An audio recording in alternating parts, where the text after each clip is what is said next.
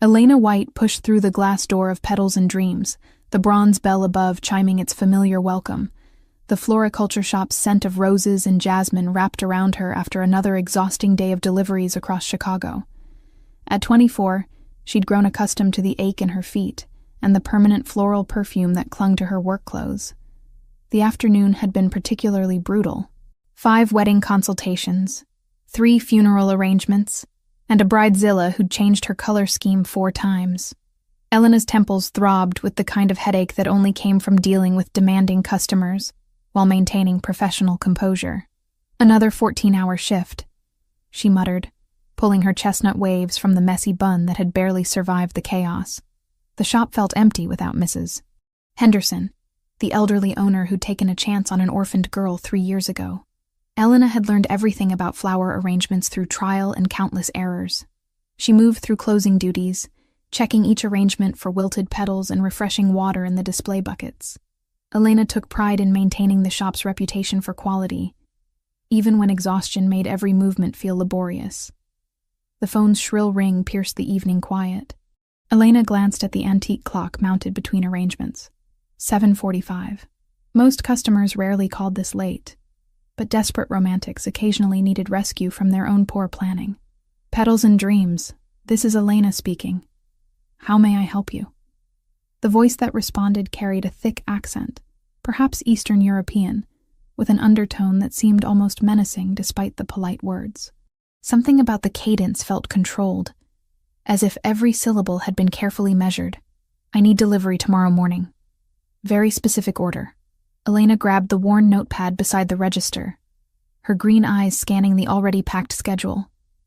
Adding another delivery meant starting even earlier than usual, but late-night calls often paid better than regular orders. Of course, sir. What type of arrangement were you looking for? 12 black roses. Nothing else. Just black roses. Elena's pen paused mid-stroke. Black roses weren't common requests, requiring special techniques that made them significantly more expensive. Most customers settled for deep red alternatives when they discovered the cost. Black roses are quite unique, sir. May I ask what occasion this arrangement is for? Sometimes I can suggest similar alternatives that might work better for your budget. No alternatives. 12 black roses. Money is not concerned. The firmness suggested this wasn't negotiable. Elena scribbled the details, already calculating logistics. She'd need to contact her specialty supplier first thing tomorrow morning, which meant an earlier start and potentially higher costs for rush ordering. I'll need to check availability with my supplier, but I should be able to accommodate that request. May I have your name and delivery address? Address is 1247 Lakeshore Avenue. Large iron gates you cannot miss. Mansion with stone lions at entrance. Elena knew that address. Everyone in Chicago knew that neighborhood. Lakeshore Avenue housed some of the city's most expensive mansions, where old money and new wealth created an enclave of privacy and luxury that regular people only glimpsed through magazine spreads. And your name for the order, sir? Name is not important. You deliver to front gate, leave with security, collect payment. $200 cash. $200. Elena's hand tightened around the phone. That amount would cover her rent for the week and leave enough for groceries and the electric bill sitting unpaid on her kitchen counter. She never questioned customers who paid generously for expedited service, especially when her bank account remained perpetually balanced on disaster's edge. That's perfectly fine, sir. The delivery will be completed by 10 a.m. tomorrow morning. Is there any specific message you'd like included? No message. No card. Just roses. Very important they arrive exactly as ordered. The line went dead before Elena could confirm additional details. She stared at the receiver for several seconds, unease creeping through her tired mind like cold fingers.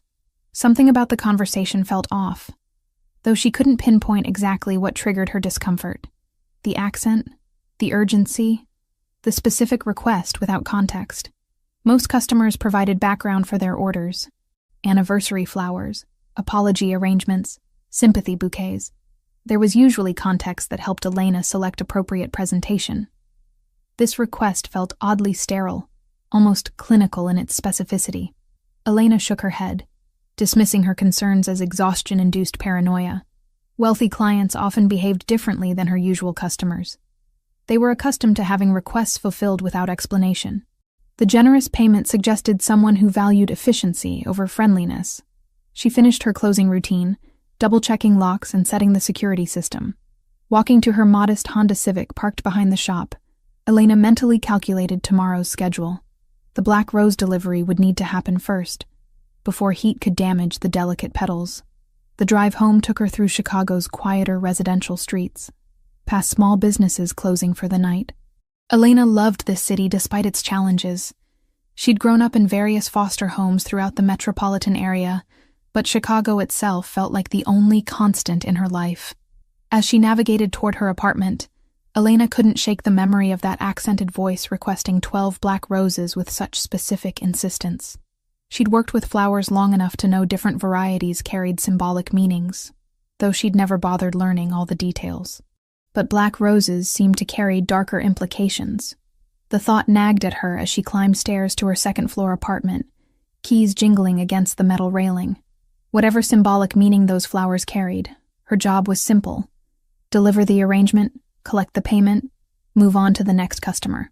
Elena had learned long ago that curiosity about clients' personal lives only led to complications she couldn't afford. Her apartment welcomed her with familiar simplicity. A small but clean space she'd made comfortable through careful budgeting. Fresh flowers from the shop's surplus brightened the windowsill, and photographs from her few friendships created warmth on otherwise bare walls. Elena heated leftover pasta and reviewed tomorrow's deliveries one final time. The mysterious order for 1247 Lakeshore Avenue sat at the top of her list, circled in red ink. $200 for 12 black roses and a short drive to an expensive neighborhood. It seemed almost too good to be true. She finished her simple dinner and prepared for bed, setting her alarm for 5 a.m. to accommodate the early supplier call. Tomorrow would bring challenges, but also opportunities. Elena had survived worse situations through determination and careful planning. As she settled into sleep, Elena remained unaware that her acceptance of that strange phone order had set in motion events that would completely transform her quiet life. The black roses she would deliver tomorrow morning carried a meaning far more dangerous than she could possibly imagine, and the mansion behind those iron gates held secrets that would soon make her a target in a world she never knew existed. The rumble of engines outside Elena's modest apartment building cut through her morning routine like thunder through clear skies. She'd been awake since 5 a.m., successfully securing 12 pristine black roses from her specialty supplier and carefully arranging them in elegant black tissue paper. The delivery was scheduled for 9:30, giving her plenty of time to complete the mysterious order and move on to her regular appointments. But the sound outside her kitchen window wasn't the usual traffic noise of Chicago's morning commute. This was deeper, more deliberate, the synchronized purring of multiple powerful engines that seemed to vibrate through the building's thin walls. Elena paused mid-sip of her coffee, green eyes narrowing as she approached the window overlooking the street below. 3 black SUVs sat parked along the curb directly in front of her building, their tinted windows reflecting the early morning sunlight like dark mirrors. The vehicles looked expensive, pristine, and completely out of place in her working-class neighborhood where most residents drove decade-old sedans held together by hope and duct tape. Elena's heart skipped as she watched men in dark suits emerge from the vehicles with military precision. They moved like soldiers, scanning the area with practiced eyes, before positioning themselves strategically around the building's entrance. One man spoke quietly into what appeared to be a radio or earpiece, his words inaudible from 3 stories up, but his posture radiating authority and purpose. "What the hell?" Elena whispered, backing away from the window. Her first instinct was to grab her phone and call the police, but something held her back. The men below didn't appear threatening in an obvious way. No visible weapons, no aggressive gestures. They simply stood there, waiting, like marble statues guarding an ancient temple.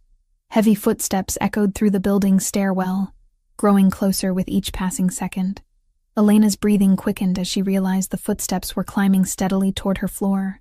The building had 12 apartments spread across 4 floors, but somehow she knew with absolute certainty that these visitors were coming for her. 3 sharp knocks resonated through her apartment door with the force of authority.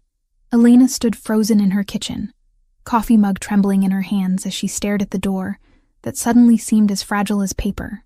She'd lived in this building for 2 years without incident, knew all her neighbors by name, and had never experienced anything remotely resembling this level of intimidation. Miss White. The voice from the hallway carried an accent she recognized immediately. The same Eastern European inflection from last night's phone call. "We need to speak with you. Please open the door." Elena's mind raced through possibilities, each more terrifying than the last. Had she unknowingly delivered drugs hidden in flower arrangements? Was she connected to some crime through her work at the floriculture shop?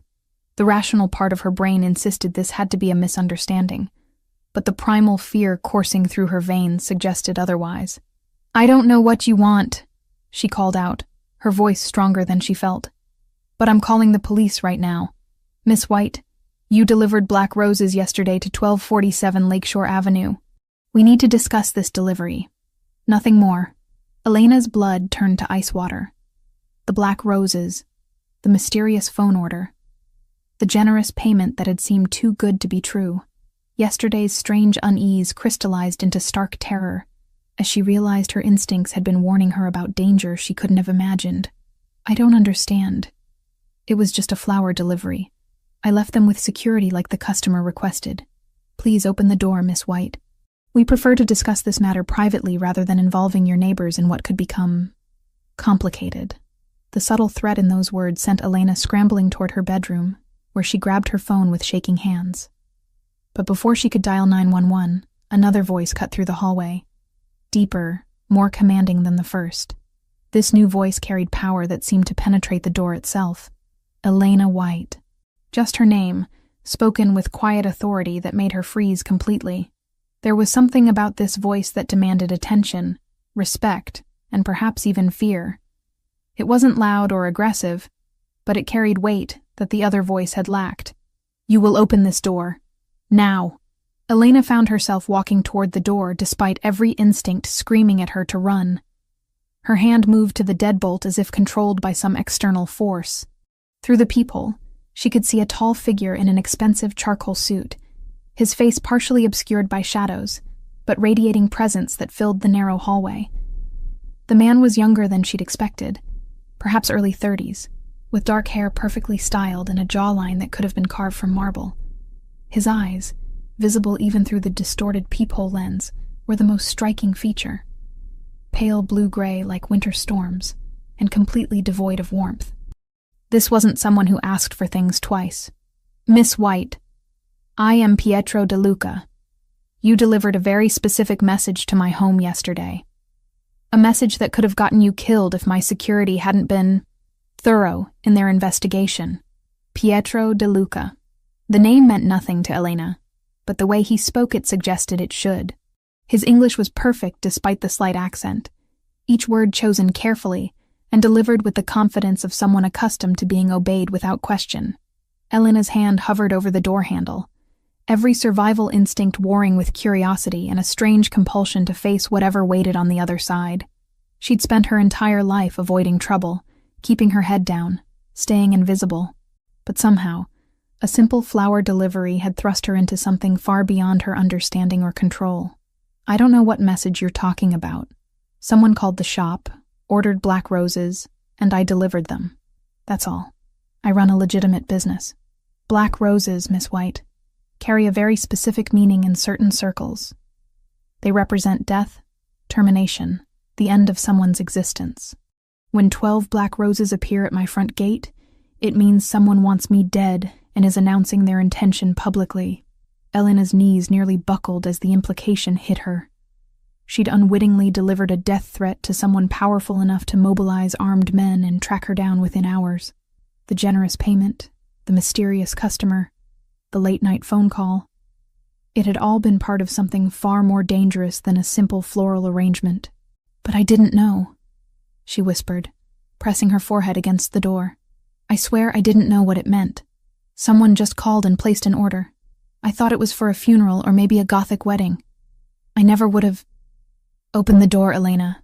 The use of her first name, spoken with quiet intimacy, somehow made the command even more compelling.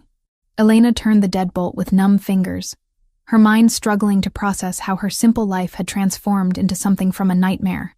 The door swung open to reveal Pietro De Luca in all his intimidating presence. He was even more striking in person than through the peephole. Tall, broad-shouldered, and carrying himself with the kind of confidence that came from never having to doubt his own power. His suit probably cost more than Elena made in 3 months, and the watch on his wrist could have paid her rent for a year. But it was his eyes that held her attention. Intelligent, calculating, and completely focused on her, as if she were the most important thing in his world at this moment. "You're going to come with me," Pietro said, his voice leaving no room for argument. "We need to discuss who placed that order and why they used your shop to send me a message. Your life may depend on how cooperative you choose to be." Behind him, Elena could see 2 other men in expensive suits, their positions carefully chosen to block any escape routes. Whatever world she'd accidentally stumbled into, there was no backing out now. The black roses she'd delivered so innocently had sealed her fate and tied her to Pietro De Luca in ways she couldn't begin to comprehend. Elena looked into those pale eyes and realized her quiet life was over. Whatever came next would either destroy her completely or transform her into someone she'd never imagined becoming. The only certainty was that there was no going back to the simple existence she'd known just 24 hours ago. The De Luca mansion rose before Elena like something from a Gothic novel, all stone and shadows against the gray Chicago morning. Wrought iron gates that had seemed impressive from the street now loomed overhead as the black SUV passed through, their intricate metalwork depicting twisted vines and thorns that seemed to writhe in her peripheral vision. Elena sat rigid in the leather back seat, acutely aware of Pietro's presence beside her and the armed man in the front passenger seat who hadn't spoken a single word during the 20-minute drive. The mansion itself defied every expectation she'd formed about wealthy homes. Where she'd imagined gaudy displays of nouveau riche excess, she instead found understated elegance that spoke of generations of accumulated power. The limestone facade was weathered but pristine, with tall windows that reflected the morning light like watchful eyes. Perfectly manicured lawns stretched in every direction, broken only by marble statues and fountain features that probably cost more than most people's houses. "Impressive, isn't it?" Pietro's voice carried a note of pride as he followed her gaze. "My great-grandfather built this place in 1924. He believed in creating something that would last for centuries, a legacy that couldn't be destroyed by temporary setbacks or changing fortunes." Elena said nothing, her throat too tight with fear to form coherent responses. Every detail she absorbed: the security cameras mounted discreetly among ornamental trees, the men positioned strategically around the grounds, the subtle fortifications disguised as decorative elements, reinforced the growing realization that she'd stumbled into a world where normal rules didn't apply. The SUV stopped beneath a covered portico where 2 more men in dark suits waited with military precision. One opened Pietro's door, while the other attended to Elena, their movements coordinated as if they'd performed this routine countless times. Elena noticed that neither man made eye contact with her, treating her like valuable cargo that required careful handling, but didn't merit personal acknowledgement. "This way, Miss White." Pietro's hand settled at the small of her back, guiding her toward massive oak doors carved with the same thorny vine motif that decorated the gates. The touch was light, but unmistakably proprietary, as if he'd already classified her as something belonging to his domain. Elena wanted to pull away from the contact, but something about Pietro's presence made resistance feel not just futile, but actively dangerous. The mansion's interior overwhelmed her senses immediately. Marble floors polished to mirror brightness reflected light from crystal chandeliers that cast rainbow patterns across cream-colored walls. Original oil paintings in gilded frames depicted scenes of Italian countryside and formal portraits of stern-faced men who shared Pietro's distinctive features. The air itself felt different here, heavier, perfumed with expensive candles and fresh flowers that probably cost more than Elena's weekly grocery budget. "My study is this way." Pietro led her through a corridor lined with more artwork and antique furnishings that belonged in museums rather than private homes. Elena's practical mind couldn't help calculating the value of what she was seeing, and the numbers made her dizzy. This wasn't just wealth. This was empire-level resources that suggested influence extending far beyond legal business ventures. The study itself was a shrine to masculine power and old-world sophistication. Floor-to-ceiling bookshelves held leather-bound volumes in multiple languages, while a massive mahogany desk dominated the center of the room like a throne. Behind the desk, windows overlooked gardens, where she could see more security personnel moving with purpose that suggested they were anything but decorative. "Please, sit." Pietro gestured to one of two wingback chairs positioned in front of his desk. Elena perched on the edge of the seat, ready to bolt, despite knowing that escape was impossible. Pietro moved behind his desk with fluid grace, removing his suit jacket and hanging it carefully on a brass coat rack before taking his own seat. For several long moments, he simply studied her with those unsettling pale eyes. Elena felt like a specimen under a microscope, every detail of her appearance and demeanor being catalogued and analyzed. She'd thrown on jeans and a simple sweater that morning, choosing comfort over style for what she'd expected to be a routine day of deliveries. Now she felt utterly underdressed and exposed under Pietro's scrutiny. "Tell me about yourself, Elena White." His voice was conversational, almost friendly. But Elena detected steel beneath the silk. 24 years old, orphaned at 16, worked your way through community college while living in foster care. Currently employed at Petals and Dreams floriculture shop, where you've worked for 3 years. No criminal record, no outstanding debts beyond normal living expenses, no romantic entanglements. A remarkably clean and simple life. Elena's blood chilled as she realized he'd investigated her thoroughly enough to know details she'd never shared with anyone. "How do you know all that?" "It's my business to know things, especially when someone delivers death threats to my home." Pietro leaned forward slightly, his gaze never wavering. "The question isn't how I know about you, Elena. The question is whether you're as innocent as your background suggests, or whether someone recruited you specifically because you appeared harmless." "Recruited me for what?" "I told you I just work at a flower shop. Someone called, placed an order, and I delivered it. I had no idea what black roses meant in your world. My world." Pietro's lips curved in what might have been amusement. "And what world do you think that is exactly?" Elena swallowed hard, finally voicing what had been growing clearer with every passing minute. "You're Mafia, aren't you? The security, the mansion, the way everyone acts around you. You're some kind of crime boss. I prefer businessman, but your assessment isn't entirely inaccurate." Pietro's admission was matter-of-fact, as if discussing the weather. The DeLuca family has various interests throughout Chicago and beyond. Some of those interests exist in gray areas that law enforcement finds problematic. Elena's hands trembled in her lap. "And someone used my flower shop to threaten you." "Precisely. The caller who placed that order knew exactly what message he was sending. Black roses at my gate announce intention to kill. A formal declaration of war between organizations.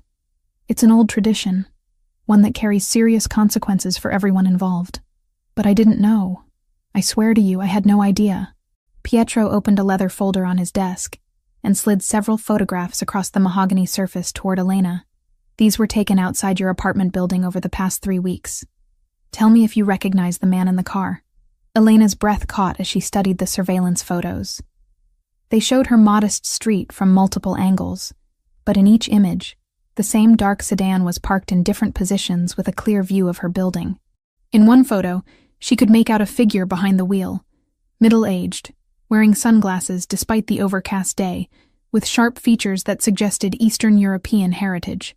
"I've never seen him before," Elena said, her voice barely above a whisper. "Someone was watching me? For weeks. Long before the phone call to your shop. This suggests your involvement wasn't random, Elena. Someone specifically chose you as their messenger, probably because your background makes you appear innocent and unconnected to organized crime." Elena felt sick as the implications crashed over her. "You think someone set me up, used me to deliver a death threat without my knowledge." "I don't think, Elena, I know." Pietro gathered the photographs back into the folder. "The question now is what we do about it. You've seen my face, been in my home, learned things about my business that outsiders aren't meant to know. Under normal circumstances, that would create problems for both of us. The threat was subtle, but unmistakable." Elena understood that she'd crossed a line from which there might be no return. Her simple life, her quiet existence, her carefully maintained distance from trouble, All of it had been shattered by one phone call and a dozen black roses. "What are you going to do to me?" The question emerged as barely a whisper. Pietro studied her for another long moment, something unreadable flickering in those pale eyes. When he finally spoke, his voice carried a gentleness that surprised her. "That depends on you, Elena. You can help me find out who used you as their unwitting messenger. Or you can become a liability that needs to be managed. The choice is yours. But understand that there's no returning to your old life either way. You know too much now to simply walk away and pretend this never happened." Elena closed her eyes, realizing that her world had fundamentally changed in ways she was still struggling to comprehend. Whatever happened next would transform her from Elena White the florist into something else entirely, either Pietro De Luca's ally or his victim. The only certainty was that her quiet, ordinary life was gone forever. The safe house was nothing like Elena had imagined. Tucked away in an upscale suburb 40 minutes from the city, it appeared to be an ordinary 2-story colonial home with white shutters and a carefully maintained garden. But appearances were deceiving. The windows were bulletproof, the doors reinforced with steel, and security cameras monitored every approach angle.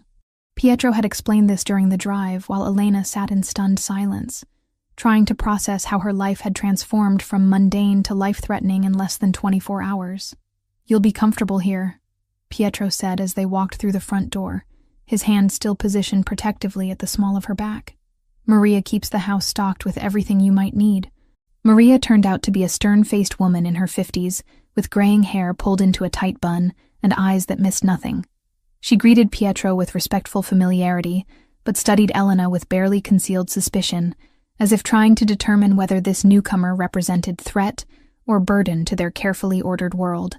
"The guest suite is ready, Mr. De Luca," Maria said, her accent similar to Pietro's but more pronounced. "Giuseppe has completed the perimeter check, and we have men positioned at all access points." Elena listened to this exchange with growing dread. The casual discussion of armed guards and security protocols reinforced how completely she'd left her normal world behind. 3 days ago, her biggest concern had been making rent on time. Now she was hiding from people who wanted to kill her for reasons she still didn't fully understand. The guest suite occupied the entire second floor, consisting of a spacious bedroom, private bathroom, and sitting area with windows overlooking the garden. The furnishings were expensive but not ostentatious. Comfortable chairs, quality linens, fresh flowers that reminded Elena painfully of her abandoned life at Petals and Dreams. "I can't stay here indefinitely," Elena said, as Pietro conducted a brief inspection of the rooms. "I have a job, responsibilities. People will notice if I just disappear. Your responsibilities have changed," Pietro replied without looking at her. He was checking window locks, with practiced efficiency. His movements those of someone accustomed to thinking about security, even in supposedly safe environments. "Maria will retrieve whatever you need from your apartment. As for your job, I've arranged for you to take medical leave due to a family emergency." Elena stared at him.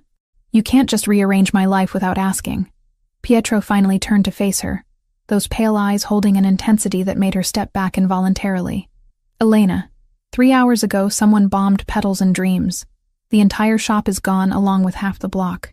If you'd been at work this morning instead of delivering black roses, you'd be dead." The words hit Elena like physical blows. Her shop, Mrs. Henderson's shop, destroyed. The place where she'd learned everything about flowers, where she'd built something resembling stability after years of foster care uncertainty. Gone, eliminated as casually as erasing chalk from a blackboard. "Mrs. Henderson," Elena whispered, sinking into one of the chairs. "Is she wasn't there. According to our information, she was visiting her sister in Milwaukee this week. But the message is clear. Whoever orchestrated this wants to eliminate any connection between you and that phone call." Elena buried her face in her hands, overwhelmed by grief and terror in equal measure. "I don't understand why someone would go this far. It was just a flower delivery. It was a death threat delivered to the most powerful crime family in Chicago," Pietro corrected grimly. "The Russians have been testing our boundaries for months, looking for weakness they can exploit. Using an innocent florist to deliver their message was psychological warfare, a way to show they could strike at us through unexpected channels." "Russians?" Elena looked up, remembering the surveillance photos and the accented voice on the phone. The man who called the shop? Viktor Kozlenko, based on voice analysis our technical people conducted. He runs the Bratva operations in the Midwest, and he's been looking for an excuse to move against us since last spring. Pietro moved to the window, gazing out at the garden where Elena could see armed figures moving among the trees. By using you to deliver the threat, he accomplished several objectives at once. Elena felt sick as the implications became clear. He made me a target. Exactly. If I'd reacted emotionally and hurt you, it would have provided justification for retaliation. If I'd ignored the threat, it would have suggested weakness. Either way, he created a situation where he could claim moral authority while advancing his territorial ambitions. But you didn't hurt me. Elena studied Pietro's profile, noting the tension in his jaw and the careful way he positioned himself to maintain visual contact with both the window and the door. Why? Pietro was quiet for so long that Elena thought he might not answer. When he finally spoke, his voice carried an undertone she hadn't heard before, something almost vulnerable beneath the usual authority.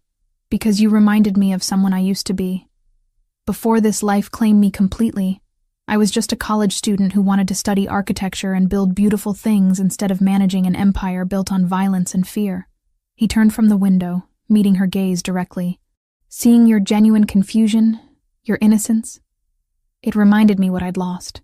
The admission hung between them like a bridge neither was sure they should cross. Elena found herself looking at Pietro differently, seeing past the intimidating exterior to glimpses of the man he might have been under different circumstances. The thought that someone so powerful could harbor regrets about his path made him seem more human and somehow more dangerous simultaneously. A sharp knock at the bedroom door interrupted the moment. "Mr. De Luca," came Giuseppe's voice from the hallway. "We have movement on the perimeter. 3 vehicles approaching from the east road." Pietro's entire demeanor shifted instantly, the vulnerable man disappearing as the crime boss reasserted control.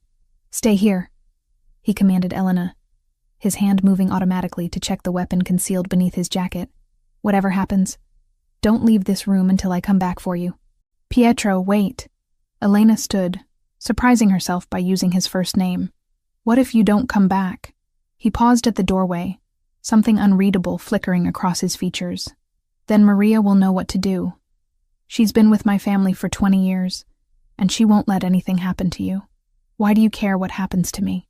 The question escaped before Elena could stop it.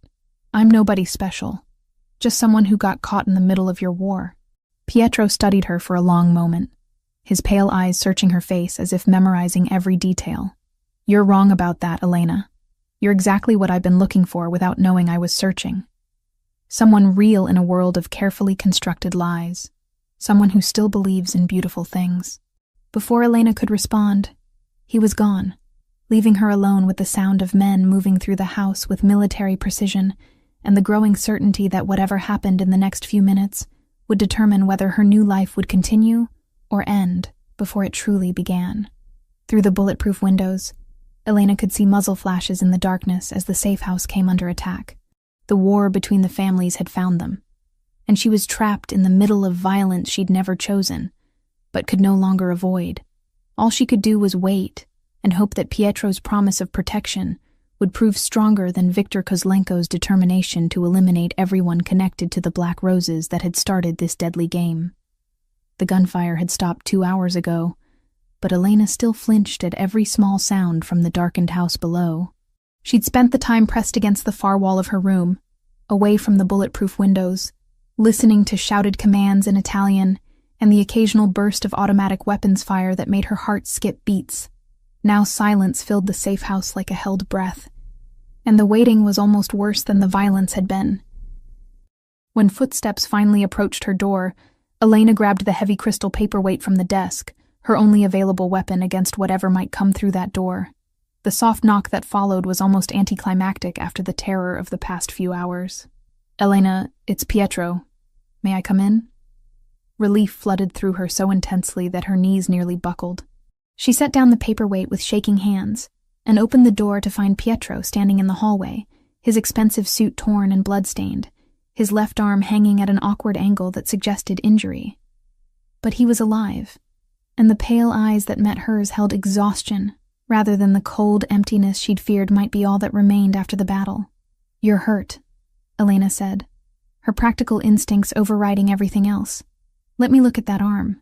It's nothing serious. A bullet graze and some strained muscles from diving for cover." Pietro attempted to shrug, but winced at the movement. Giuseppe handled the situation efficiently. "The Russians won't be bothering us again tonight." Elena didn't ask what "handled the situation" meant. She was learning that Pietro's world operated by different rules, where violence was a negotiating tool, and death was sometimes the only acceptable resolution to disagreements. Instead, she focused on what she could control: the bleeding cut on his forehead and the way he favored his injured arm. "Sit down," she commanded, gesturing toward the chair by the window. "You need medical attention, and I'm the closest thing to a nurse you're going to find tonight." Pietro's eyebrows rose at her tone. "Are you giving me orders, Elena?" "Yes, I am. You saved my life tonight, which means I get to return the favor by making sure you don't bleed to death from stubbornness." Elena moved to the bathroom, gathering towels and the first aid kit she'd noticed earlier. Besides, someone needs to clean those wounds properly before they get infected. To her surprise, Pietro complied without further argument, settling into the chair with careful movements that revealed more injuries than he'd initially admitted. Elena approached him slowly, suddenly aware of the intimacy required to tend his wounds and the way the lamplight played across his sharp features. "This is going to sting," Elena warned, as she dabbed antiseptic on the cut above his eyebrow. Pietro remained perfectly still under her ministrations, his pale eyes never leaving her face as she worked. The intensity of his gaze made her hands tremble slightly, but she forced herself to focus on cleaning the wound thoroughly. "Where did you learn to do this?" Pietro asked quietly. "Foster care teaches you basic medical skills quickly. When you're bounced between homes with different rules and resources, you learn to take care of yourself and others." Elena moved to examine his injured arm, carefully rolling up his torn sleeve to reveal a bullet graze along his bicep. "I spent 2 years with a foster mother who was a retired army medic. She made sure I knew how to handle emergency situations. The system failed you." There was anger in Pietro's voice, but Elena sensed it wasn't directed at her. Children shouldn't have to learn survival skills before they learn to drive. "The system isn't perfect, but it kept me alive until I could make my own way." Elena began cleaning the bullet wound, noting how Pietro controlled his breathing to manage the pain without showing weakness. "Some of my foster families were wonderful people doing their best in difficult circumstances. Others weren't. Tell me about the ones who weren't." Pietro's request was quiet, but carried unmistakable command. Elena realized he wasn't making conversation. He was gathering information about her past, learning what had shaped her into the woman treating his wounds with gentle competence. The Hendersons were the worst. They took in kids for the monthly payments but provided minimal care in return. 3 of us shared a basement room with no heat, and we were expected to earn our keep through household labor and babysitting their biological children. Elena's voice remained steady as she recounted memories she rarely shared. "I was 14, and I learned to make meals from whatever expired food they bought in bulk. I learned to mend clothes until they fell apart completely. Mostly, I learned that survival meant being useful enough to keep, but invisible enough to avoid attention." Pietro's jaw tightened as he processed this information. "How long were you with them?" 18 months, until Mrs. Henderson tried to rent me out to her brother for weekend babysitting that had nothing to do with children." Elena finished bandaging Pietro's arm and moved back to check his forehead wound. "I ran away that night and didn't go back. Social services moved me to a different placement after that." "And the better families?" Elena's expression softened. "The Garcias were incredible. Maria and Roberto had raised 5 children of their own and decided they wanted to help kids who needed temporary homes. They taught me that family isn't just about blood. It's about choosing to care for each other even when it's difficult." She paused in her work, her eyes distant with memory. "Maria taught me to cook authentic Mexican food, and Roberto helped me with homework every night even after working double shifts at the factory. They wanted to adopt me, but what? Roberto got laid off when the factory moved production overseas. They couldn't afford the legal fees for adoption, and the state moved me to another placement before they could save enough money." Elena resumed cleaning Pietro's forehead cut, using the familiar motions to steady herself. I still send them Christmas cards. They have 7 grandchildren now, and Maria always includes pictures with her letters. Pietro was quiet for several minutes, watching Elena work with careful precision. When she finally stepped back to assess her handiwork, he caught her wrist gently, preventing her from moving away completely. "You understand loyalty," he said, his pale eyes studying her face intently. "Real loyalty, not the kind that can be bought or intimidated into existence. It's rare in my world. Your world seems to run on fear and obligation. That's not the same thing as loyalty." Elena didn't pull away from his grip, but she met his gaze directly. "The people who've earned my loyalty did it by showing they cared about me as a person, not as someone useful to their purposes. And what would it take for me to earn that kind of loyalty from you?" The question hung between them like a challenge. Elena studied Pietro's face in the lamplight, noting the exhaustion that made his features appear younger and more vulnerable. Bloodstained and injured, he looked less like the intimidating crime boss who'd appeared at her door that morning, and more like a man carrying burdens he couldn't share with anyone else. "Stop treating me like a problem to be managed," Elena said finally. "I'm not a business asset or a potential liability. I'm a person who got dragged into your war without choosing sides. If you want my cooperation, start by acknowledging that I have my own thoughts, feelings, and opinions about what's happening to my life." Pietro's grip on her wrist loosened, but he didn't release her completely. "You're right. I've been thinking tactically instead of personally, treating you like a chess piece instead of a woman whose entire world has been turned upside down. And what happens now? Do I spend the rest of my life hiding in safe houses while you fight wars with people who want to kill me for delivering flowers? No." Pietro's voice carried quiet determination. "Now we end this permanently. Kozlenko made a mistake when he targeted you. He gave me personal motivation to destroy him completely instead of simply defending territory. Tomorrow we're going to find him and make sure he never threatens you again." Elena felt something shift in the air between them, a sense of partnership forming despite the dangerous circumstances that had brought them together. For the first time since answering that fateful phone call, she felt like an active participant in her own fate, rather than a victim of forces beyond her control. "What do you need me to do?" she asked. Pietro's smile was the first genuine expression she'd seen from him, transforming his entire face. "Help me plan how to use Victor's own tactics against him. After all, you understand the art of appearing harmless while being far more dangerous than anyone suspects." The revelation came during breakfast 3 days after the attack on the safe house. Elena sat across from Pietro at the marble kitchen island, sharing coffee and the kind of comfortable silence that had developed between them as they planned their response to Victor's escalating war. She'd grown accustomed to the rhythm of life under protection, the constant presence of armed guards, the bulletproof windows, the way Pietro's phone buzzed with updates about security sweeps and intelligence gathering. But nothing had prepared her for the conversation that began when Maria approached them with a thick manila folder and an expression of barely controlled anger. "I found these in Peter's apartment," Maria said, setting the folder on the counter between them. "Giuseppe's team conducted a thorough search after we received intelligence about a possible insider threat." Elena's blood chilled at the mention of Peter's name. Peter Kowalski had worked at Petals and Dreams for 6 months, starting as part-time help during their busy spring season, and gradually taking on more responsibilities as Elena trusted him with deliveries and customer service. He was quiet, reliable, and had never given her any reason to doubt his loyalty to the shop or to her personally. "Peter from the flower shop?" Elena asked, though she already knew the answer from Maria's grim expression. "What kind of intelligence?" Pietro opened the folder without answering, his pale eyes scanning the contents with professional efficiency.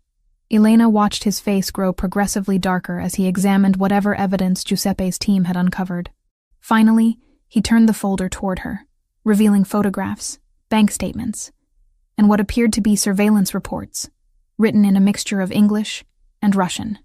"Your friend Peter has been working for Viktor Kozlenko for 8 months, Pietro said quietly, "long before he applied for a job at your shop."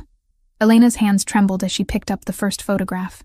It showed Peter meeting with a man she now recognized as one of Victor's associates, the same sharp-featured individual who'd been watching her apartment building for weeks. The meeting was taking place in a parking garage, and both men appeared to be exchanging money for documents. "This can't be right," Elena whispered. But even as she spoke, Pieces of a puzzle she hadn't known existed began falling into place. Peter's convenient availability for extra shifts, his willingness to work for slightly less than minimum wage, his interest in learning about their client list and delivery schedules. Details that had seemed like dedication now appeared sinister in retrospect. Bank records show regular payments from a shell company controlled by the Kozlenko organization.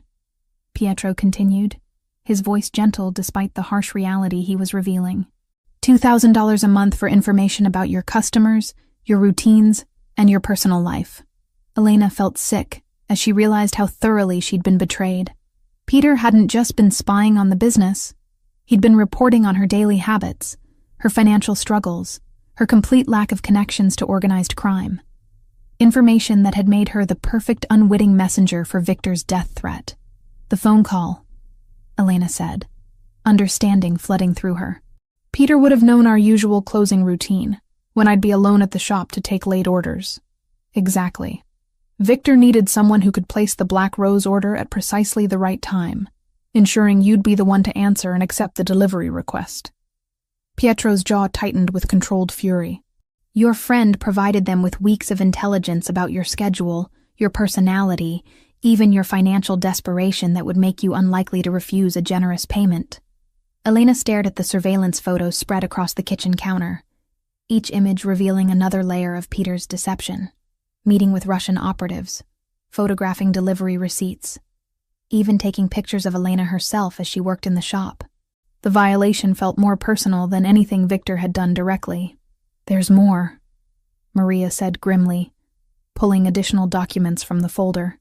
Phone records show Peter made 17 calls to known Kozlenko numbers in the past month. The last call was made 2 hours before the bombing of Petals and Dreams. He warned them, Elena realized, her voice barely above a whisper. He told them I wasn't at the shop that morning. The bombing wasn't meant to kill you, Pietro confirmed.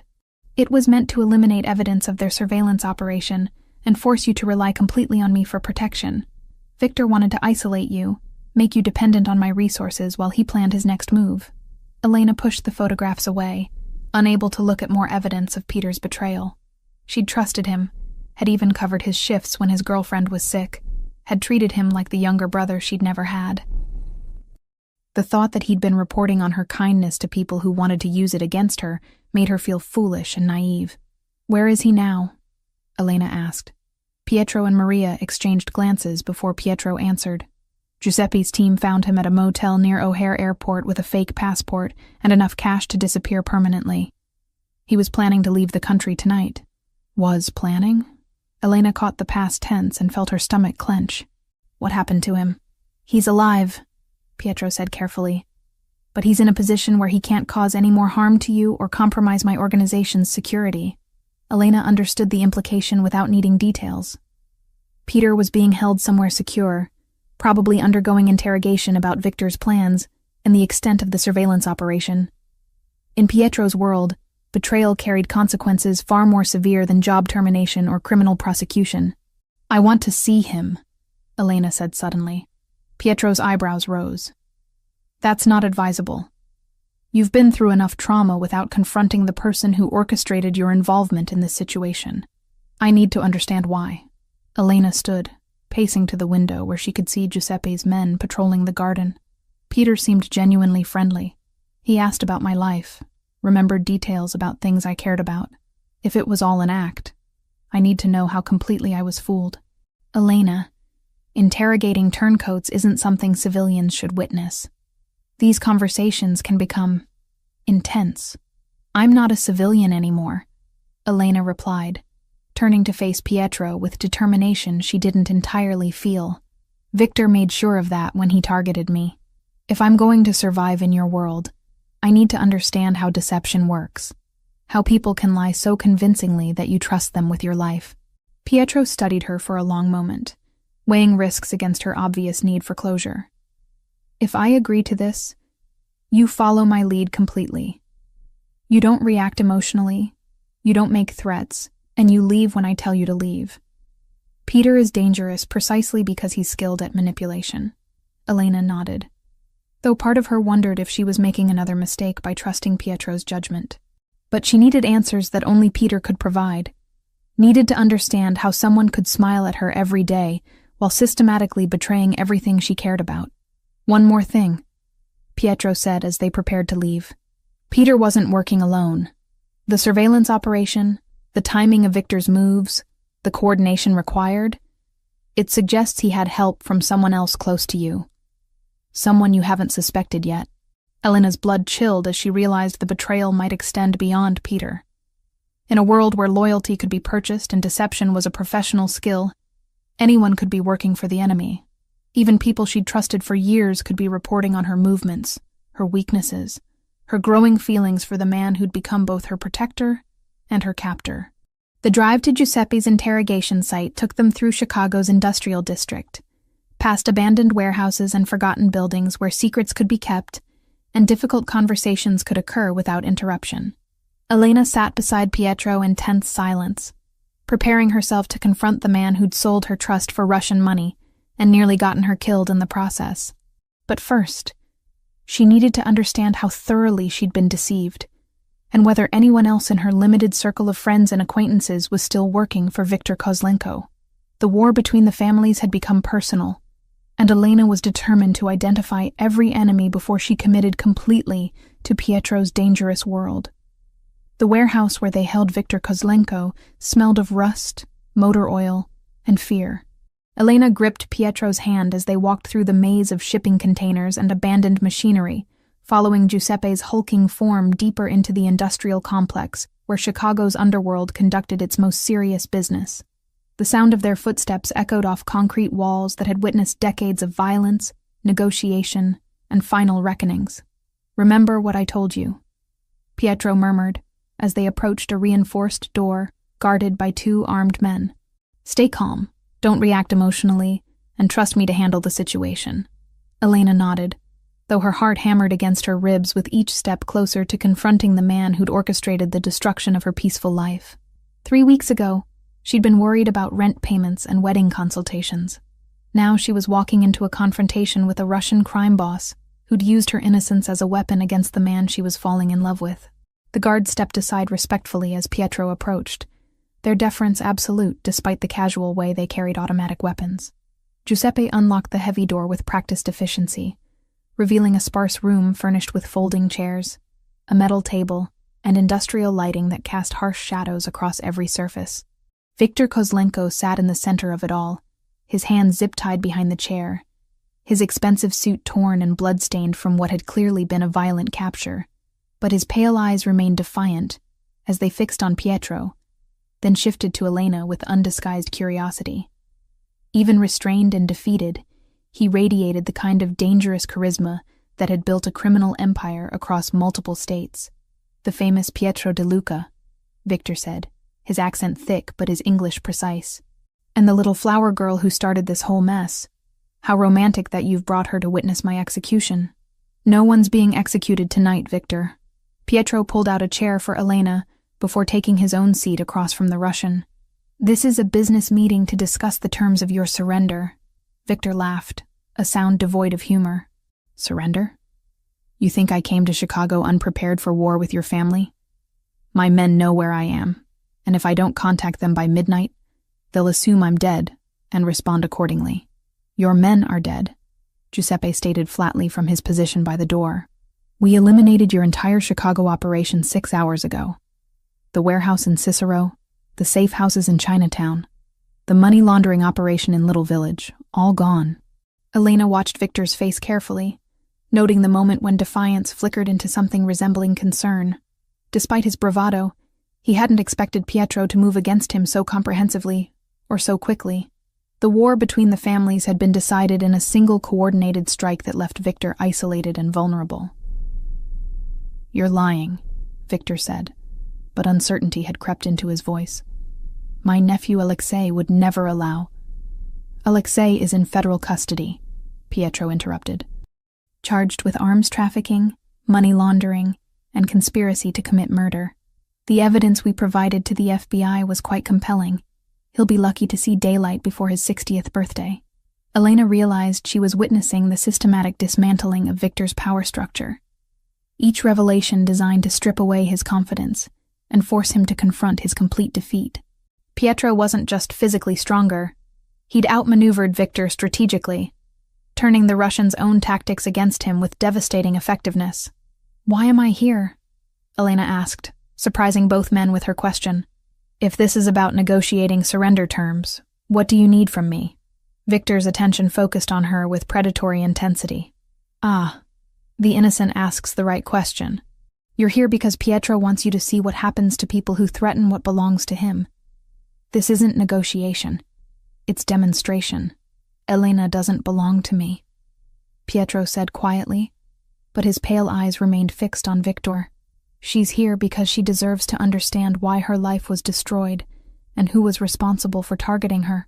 Such noble words from a man whose family has built an empire on violence and fear. Victor's smile was sharp as broken glass. "Did you tell her about your father, Pietro? About how he expanded the De Luca territory by eliminating entire bloodlines? About the children who died because they carried the wrong surname?" Elena felt Pietro tense beside her, recognizing that Victor was probing for emotional weakness he could exploit. But Pietro's voice remained steady when he responded. "My father's sins don't excuse yours, Victor. You targeted an innocent woman to wage psychological warfare against me. That crossed a line that can't be uncrossed. Innocent?" Victor's laugh was genuinely amused. "Your little flower girl isn't as innocent as she pretends. Ask her about the fire that killed her foster parents when she was 16. Ask her why the insurance investigation was never completed." Elena's blood turned to ice water. The fire that had killed the Hendersons, her abusive foster parents who'd tried to exploit her in ways that still gave her nightmares. The blaze that had started in the basement where she'd been forced to sleep, spreading upward through the old house while the family slept. She'd barely escaped through a basement window, arriving at the fire department covered in soot and claiming she'd been staying overnight with a friend. "That's enough," Pietro said, his voice carrying a warning that made the temperature in the room seem to drop several degrees. But Victor wasn't finished. "The fire started in the basement, didn't it, Elena? Right where they kept you locked up at night. Such a convenient accident, especially considering how the insurance investigators found traces of accelerant near your sleeping area." "I didn't start that fire," Elena whispered, but even as she spoke, she remembered the camping stove she'd hidden under her makeshift bed, the only source of heat during Chicago's brutal winter months. She remembered falling asleep while it was still burning, waking to the smell of smoke and the sound of screaming from upstairs. "Of course you didn't," Victor continued, his tone mockingly gentle. "Just like you didn't know what black roses meant when you delivered them to Pietro's gate. You have a talent for being present when terrible things happen to terrible people." Pietro stood abruptly, moving toward Victor with deadly purpose. "I warned you. Pietro, stop." Elena caught his arm, surprising herself with her own calm voice. "He's trying to manipulate us both. Whatever happened that night, it was an accident. I was a child trying to survive in an impossible situation." She turned to face Victor directly, meeting his pale eyes without flinching. "You're right about one thing. I'm not completely innocent anymore. Being around Pietro has taught me that sometimes violence is the only language that monsters understand." Elena reached into her purse and withdrew the small pistol Pietro had given her for protection, the weight of it familiar in her hands after hours of training with Giuseppe. Victor's smirk faltered as she pointed the weapon directly at his chest, her grip steady, despite the adrenaline coursing through her system. "You destroyed my shop, threatened my life, and used people I cared about as weapons against me," Elena said quietly. "But your mistake was thinking I'd remain helpless while you played your games." The sound of the gunshot echoed through the warehouse like thunder, followed by Victor's scream of pain as the bullet shattered his kneecap. Elena lowered the pistol, her hands perfectly steady as she met Pietro's shocked gaze. "Now we can negotiate surrender terms," she said calmly. "Victor understands the consequences of refusing, and you understand that I'm not the same woman who delivered flowers last week." Pietro stared at her with something between admiration and concern, recognizing that Elena had crossed a line from victim to active participant in his dangerous world. The transformation was complete. She was no longer an innocent caught in the crossfire, but a woman who'd chosen to fight back against the forces that had tried to destroy her. Victor writhed in his chair, blood flowing freely from his wounded leg, his arrogance replaced by genuine fear, as he realized that Elena represented a new kind of threat, someone with nothing left to lose, and the determination to make her enemies pay for their mistakes. The war between the families was over, but Elena's evolution from florist to something far more dangerous had just begun. She'd proven she could pull the trigger when necessary, and both Pietro and Victor understood that she would never again be underestimated by anyone who threatened what she'd chosen to protect. 6 months later, Elena DeLuca stood at the floor-to-ceiling windows of the penthouse office overlooking Lake Michigan, watching cargo ships navigate the harbor while reviewing shipping manifests for Pietro's legitimate import business. The autumn sunlight caught the diamonds in her wedding ring, casting rainbow patterns across the mahogany desk that had once intimidated her, but now felt like a natural extension of her authority. The transformation from florist to crime boss's wife had been more dramatic than she'd ever imagined possible. But Elena had discovered talents for organization and strategic thinking that surprised everyone, including herself. What had begun as helping Pietro manage his legitimate business interests had evolved into partnership in ways that extended far beyond their marriage certificate. The Nightingale shipment cleared customs without inspection, Giuseppe reported from the doorway, his massive frame filling the space as he delivered the weekly intelligence briefing. Our contact at the Port Authority confirmed all documentation was accepted without question. Elena nodded, making notes in the coded ledger that tracked their various operations.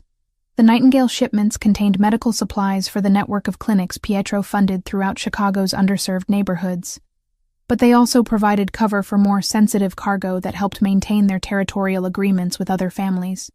"Any word from our friends in Milwaukee about the Torino situation?" Elena asked, referring to a rival family attempting to expand into their pharmaceutical distribution territory. "Handled quietly," Giuseppe replied. "No complications, no police involvement.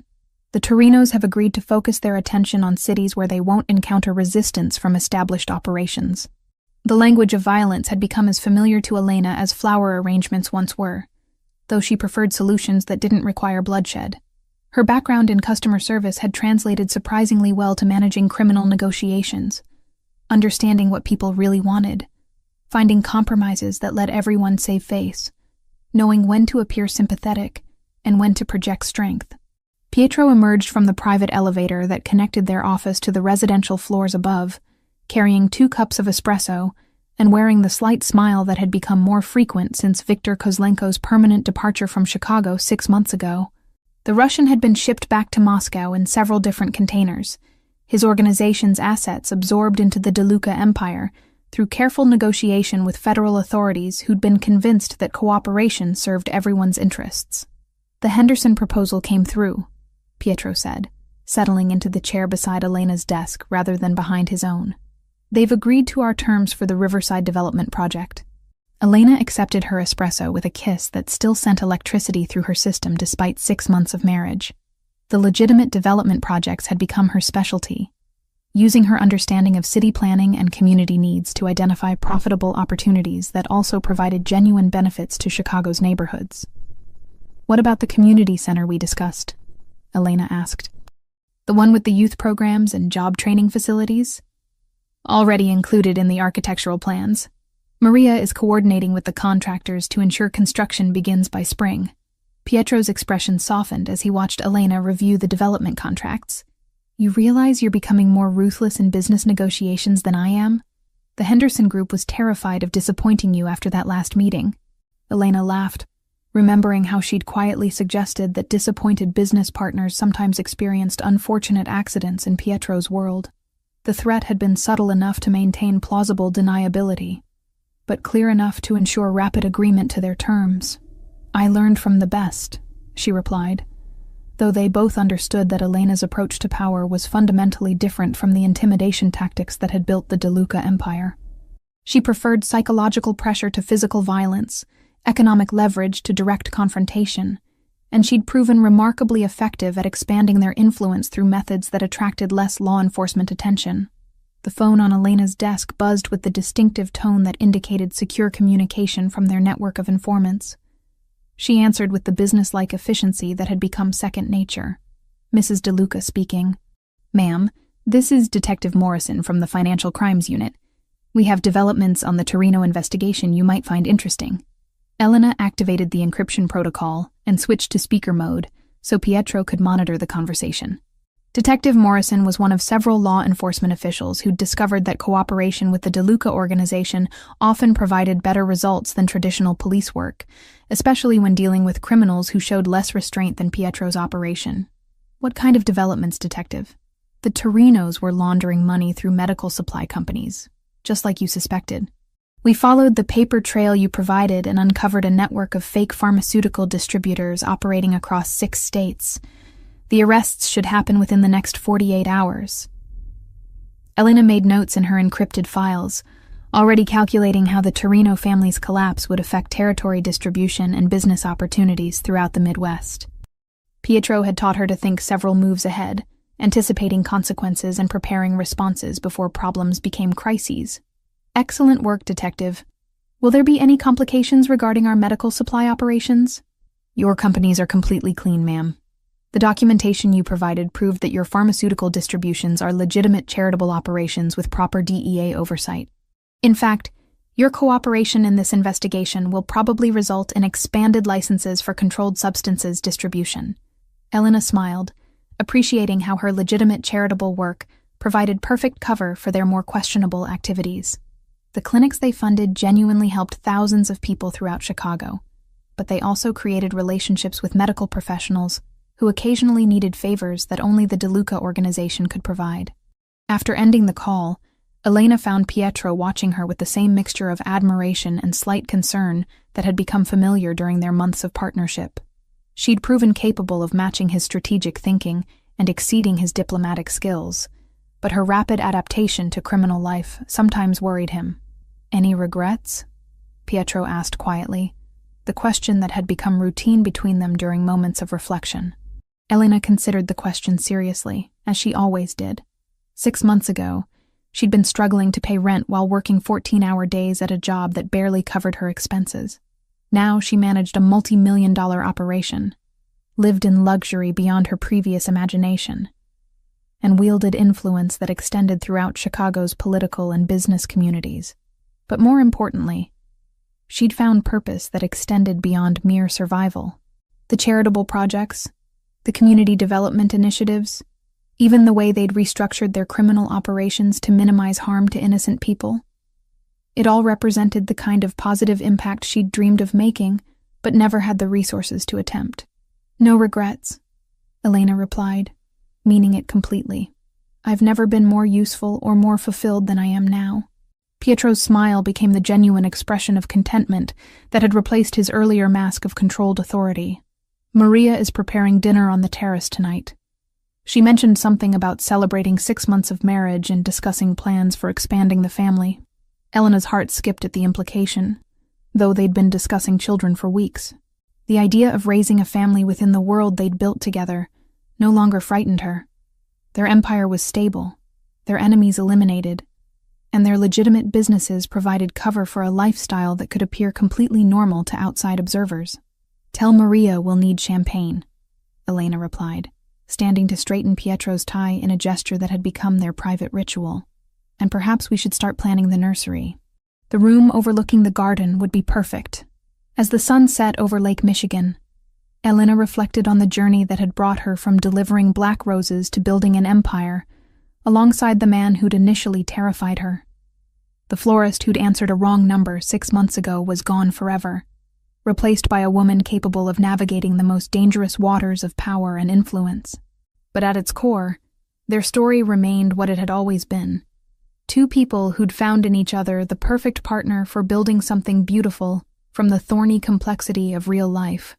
The black roses that had brought them together now bloomed in their private garden, a reminder that even the darkest beginnings could grow into something worth protecting with absolute ruthlessness. Elena De Luca had never imagined that love could be cultivated from violence and fear, but she'd learned that the strongest foundations were built from surviving the worst storms together.